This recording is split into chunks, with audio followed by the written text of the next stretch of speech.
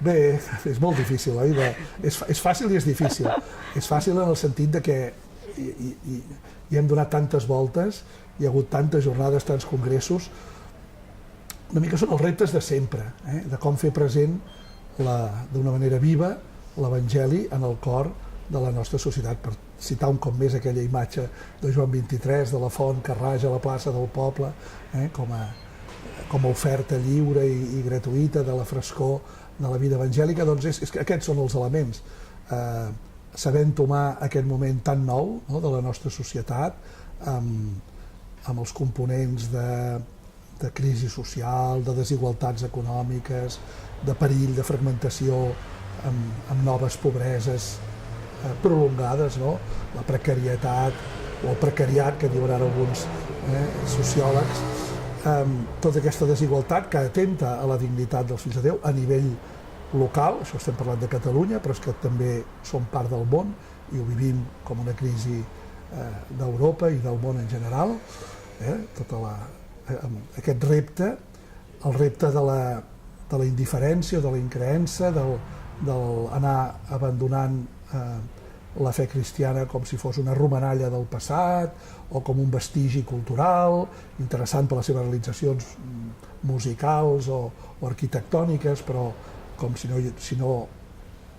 no pogués donar una paraula viva en el nostre temps. El diàleg de sempre amb la joventut, sempre cada nova generació presenta un nou desafiament, una nova pregunta, que cal convidar a fer camí, a vine i veuràs, en el sentit de la crida de Jesús, si coneguessis el do de Déu, si et vull oferir aigua de vida, llum per al teu camí.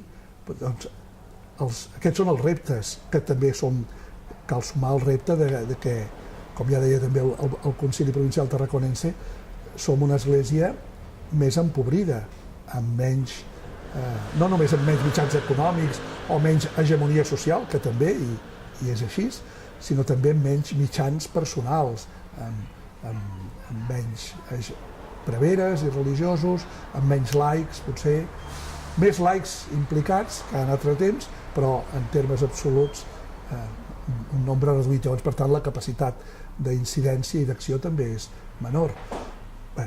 Són aquestes qüestions, també el saber comunicar, el repte de comunicar amb llenguatges entenedors, el missatge de sempre, allò que també Joan 23 deia al començar el Concili Vaticà II, i que ara, aquests dies propers, comunicació i evangeli, em sembla que és un dels temes del simpòsium que farà la llibreria Claret o la Fundació Claret. En fi, la llista de reptes és gran, oi? Però